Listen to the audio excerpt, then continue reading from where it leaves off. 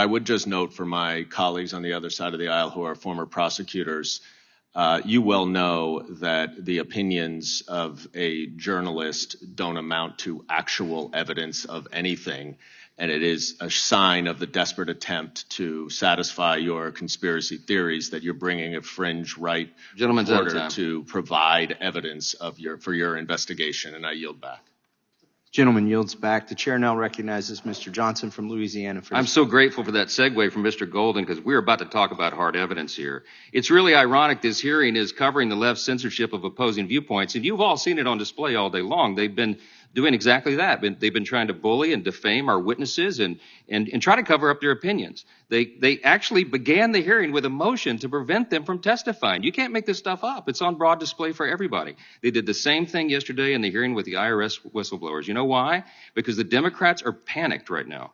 They're panicked because it's impossible to cover up the inescapable conclusions of the last few weeks. Let me give you two of them. First, one, the hard evidence, Mr. Goldman and everybody else, now proves that the Biden family is hopelessly corrupt and has apparently engaged in a long pattern of extortion, bribery, influence peddling, and tax fraud and staggering abuses of power. And number two, we're highlighting here today that we now know that a growing list of the most important executive branch agencies of the Biden administration are in on it. They've also been corrupted. They've been weaponized to help cover all this up, the first family's crimes.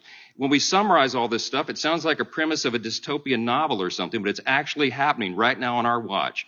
This is not conspiracy theories. This is evidence. Our hearing today is to put a spotlight on one more of these incredible avenues of unprecedented corruption and government cover-up.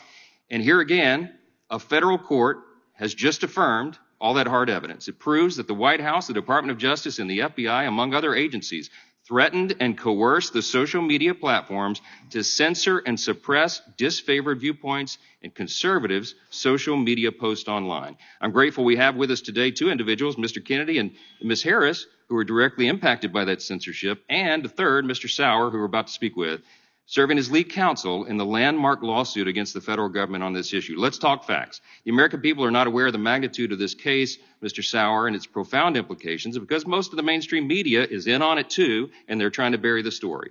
In brief, in May of last year, the attorneys general of my state, Louisiana, and the state of Missouri filed suit in U.S. District Court of the Western District of Louisiana.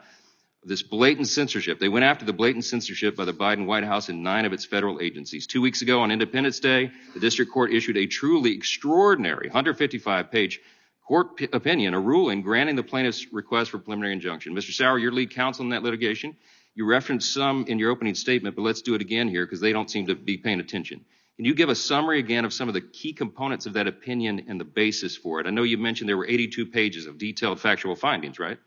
That is correct. 82 pages, 577 citations of the record evidence. That evidence is drawn from about 20,000 pages of the government's own communications with social media platforms and 6 full-length depositions of senior federal officials with firsthand knowledge of federal censorship practices. It's absolutely staggering. And now they've tried to bury this and say, well, the Fifth Circuit entered a temporary administrative stay. They granted an expedited briefing and oral argument, however, for August 10th. What's the impact of that? Isn't that routine practice in the Fifth Circuit? That's a direct quote from the recent Fifth Circuit decision, N. Ray Abbott, which is cited in my written testimony. It's legally incorrect, clearly legally incorrect to describe them as vacating the injunction, which has happened multiple times. They either don't know the law or, I don't know, they're trying to obscure the facts. That's a theme around here. The White House and the fellow Democrats disputed almost none of the factual findings in the court. Isn't that right? So far, we've had 2 emergency stay motions from the Department of Justice, one in the district court, one in the Court of Appeals. And what really struck me in reading those is they just don't dispute those 82 pages of factual findings. Almost none of them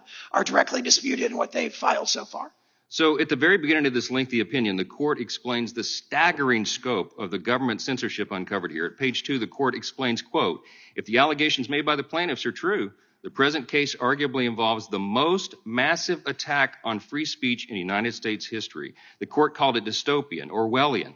How broad has this attack been? How many Americans have been censored? There's judicial findings again and again in the opinion of millions. millions of American voices silenced by these efforts. And it had profound impacts. We know, we just saw the poll in the data that's been entered here, facts, not conjecture, that it probably changed the outcome of the election. The court noted that they suppressed, among other topics, the Hunter Biden laptop story. And the court noted, not you, not me, not Republicans, that millions of Americans were not exposed to that story. Had they been, we know they might have voted differently. We'll never be able to unwind history, but wow, I mean, the profound impacts. What are some of the other categories of speech that the government suppressed with its unconstitutional scheme?